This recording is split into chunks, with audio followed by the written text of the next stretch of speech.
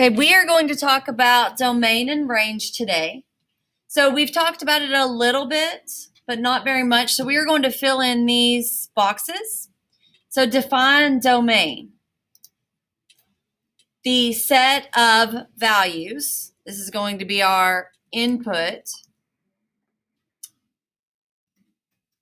And you know what I'm going to do is I'm going to select all these boxes. I think I can do this. And then make it where they all have the text color of white so that we can actually see them. I'm going to make it. I clicked on each box and hit shift and then click on every single box. And I made my text size 15 and my text color white so we can actually see it. And I think I'm going to bold it too.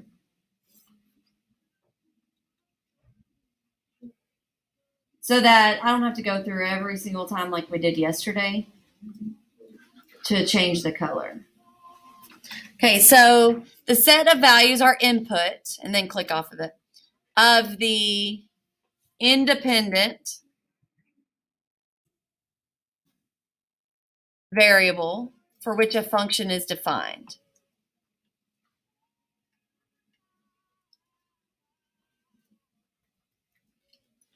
So I'm also going to put in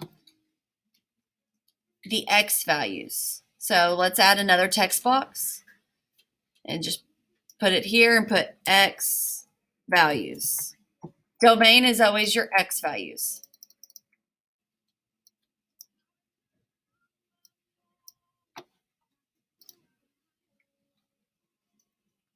Domain is your x values.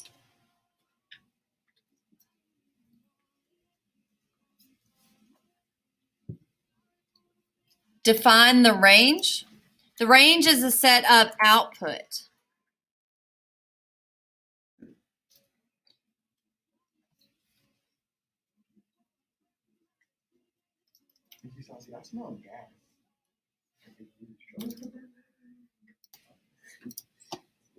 Okay, the set of values, which is our output, is our range of the variable, of the dependent variable.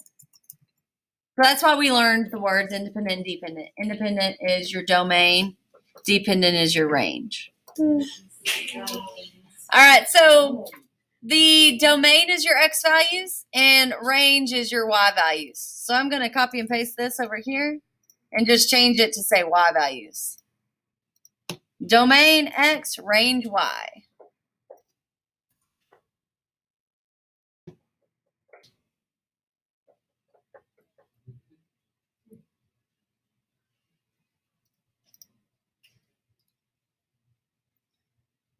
What does this end symbol mean on a graph? The graph or the point is closed. So what does that mean about the number? Is the number included or not included? Included. Yeah, it's included. So if we are doing a number line, then what would be the symbol for an included point?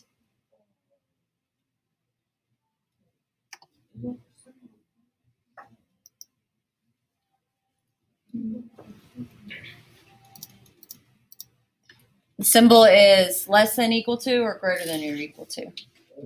So let's insert, let's do a text box inside here, and we're going to insert those symbols. So do a text box right there, go to insert special character, and you can draw the symbol. Less than equal to, and then we also need a greater than or equal to symbol.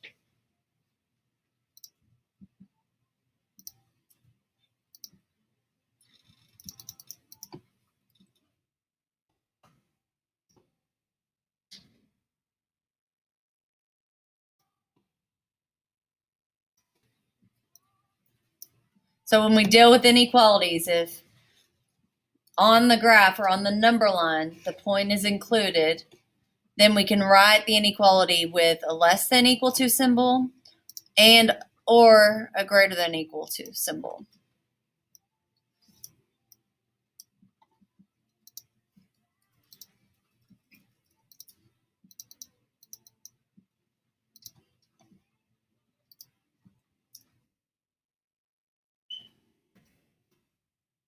There we go. So make sure you have those symbols inserted. They might need help doing that.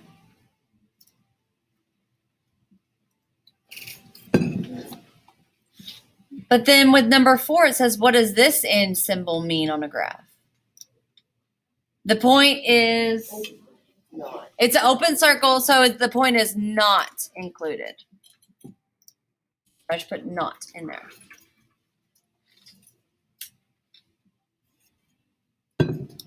So what symbols will we use for an open circle? Greater than or less than, yep. So let's insert a text box for those. Insert special character. Less than. Do what? Oh, no, you don't. You're right. I'm making it harder than I need to.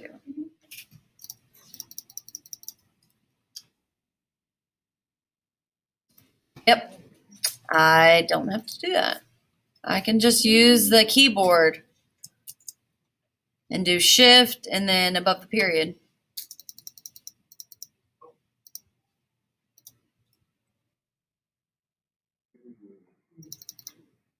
There we go.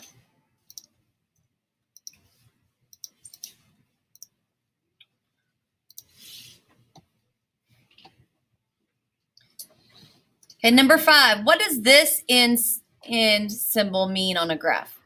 It has an arrow. The numbers continue toward what?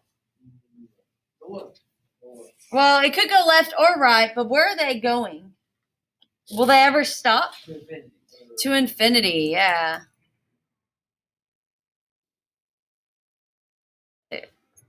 Infinity.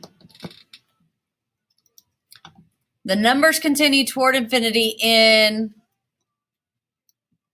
if we just have one arrow, that means in one direction.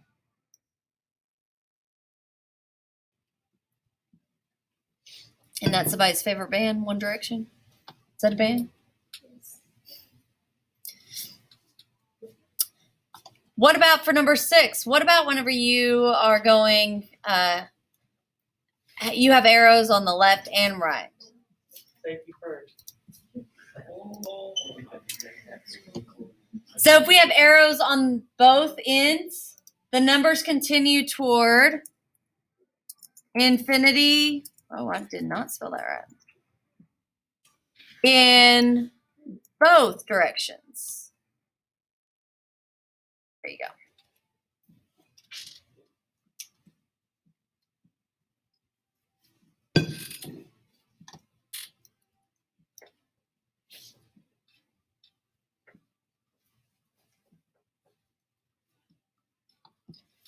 So the reason we need this is so that we can write our domain and range. Sometimes it'll be where it's a line, and you have to write the domain and range of a line that's on a graph. But we're going to start out with discrete functions. So these are discrete relationships because we just have an x and a y being matched to each other. I'm going to select all of these again. Hold down shift as you select them and change the text color. I'm going to do it to white. Just makes it where I can see it better. You can do it to any color, but white kind of stands out on a dark background. So for discrete relations, we just have an x and a y that are being matched. So for domain is our x values. So all we're going to do is write our x values. But we have to write them as a set. Sets are written with braces around them. So look on your keyboard right next to P. There's like a squiggly little brace and then there's a bracket. We're going to use the squiggly little brace. So shift. And we're going to use the little brace. Now see that? And then we're going to list out our domain or our x values with commas in between them. So -3, comma, space, -2, comma, space, 4. Close your brace. And that would be a way to represent our domain.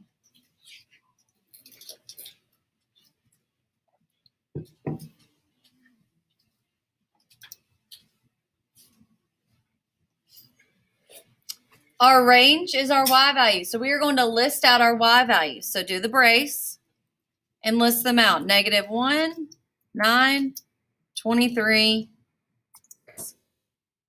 Make sure you put a comma and a space between them.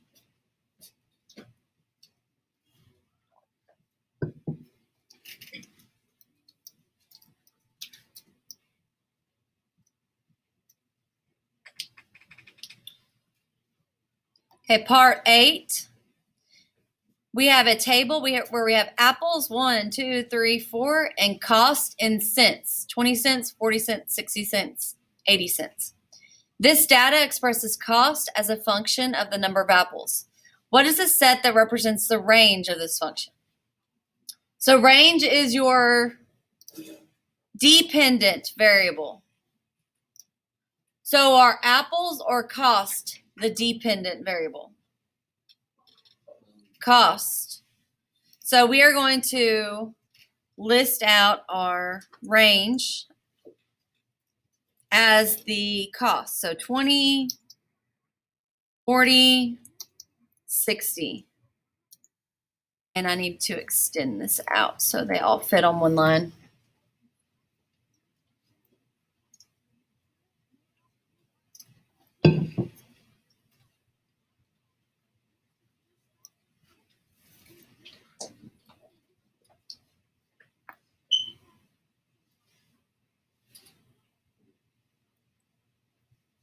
Let's go to number 9.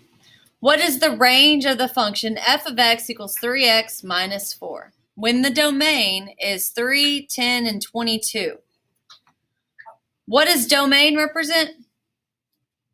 What values? X's. So that means we are going to use 3, 10, and 22 as our X's. You know, we can use our calculator for this. You can use your calculator that's on your computer or the one that's on your desk or one that you have. So let me pull it up.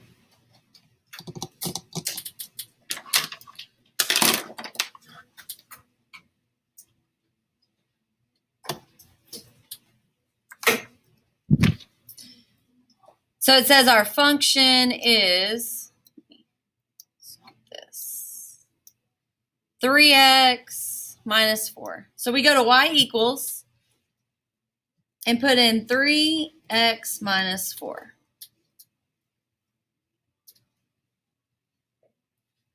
And it gives us the domain, which domain is our x's. So we are going to go to the table. That's the easiest way to look at it.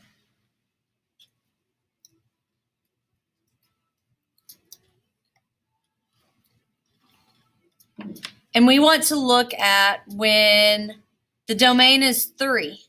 So that means our x value is 3. What is our y value? 5. So 5.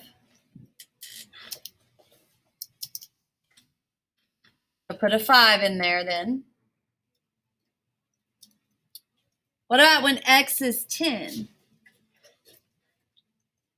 What is the y value? 26. And then the next one.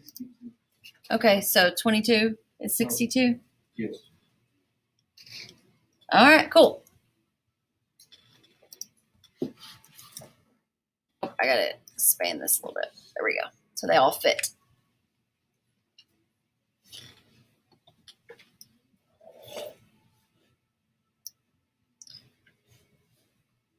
Okay.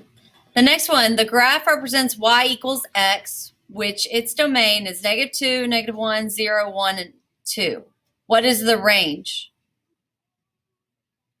So range is our y values. So we're wanting to know just the y values on this point, or on this on these dots. So our y values are along the y-axis, which is our vertical axis. So our smallest y value See how it goes all the way down to -2 for that point? Is -2.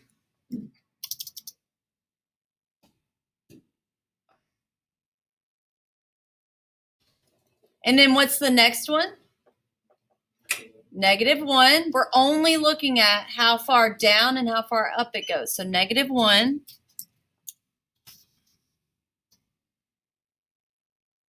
And then what's our next y value? 0. And then our next y value? 1. And our last one, how high does it go? 2.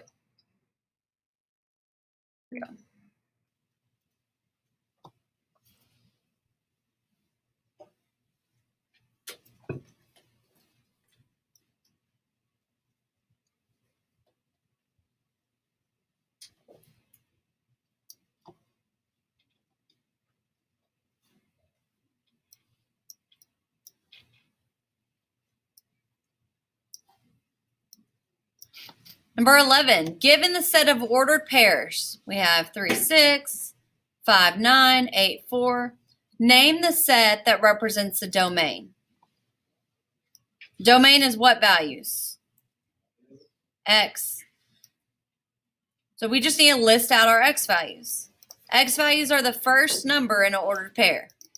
So we have 3, 5, and 8. Our domain. They're already there. Yeah, so just, it's already there, so we're good. Okay, the last one is number 12. So we want domain and range. This doesn't have brackets, so we're going to have to put the braces. We're going to have to put the braces. So domain is our x's. So we are just going to go all the way left because domain is our x value. So how far left? -4. And then our next x value, -2. And then I'm still on the x-axis. I'm not going up or down. I'm just looking how far left it goes. Well, it go 0 would be the next one. And then we're going to go to the other side. +3 and +4. We're just going from left to right. How far left does it go and how far right does it go for the domain? So domain is left and right. Range is up and down. So start your range with the braces. Now, how far down will it go on the y-axis to match with a point? -4. And then the next one. Yeah, I think this was supposed to be lined up. It looks like it's a little off. We're going to go with -2.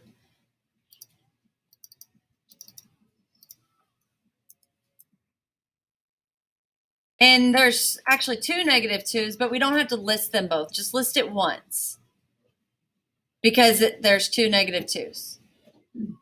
But let's go up. +2.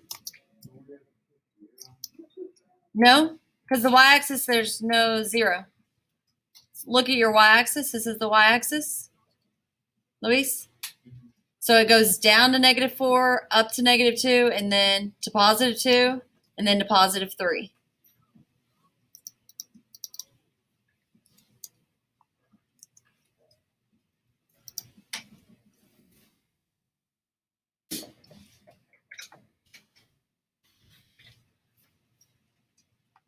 So this is domain and range for discrete functions. Tomorrow we'll do domain and range for continuous, whenever it looks like this. So right now we just went through 26, and you have an assignment to do.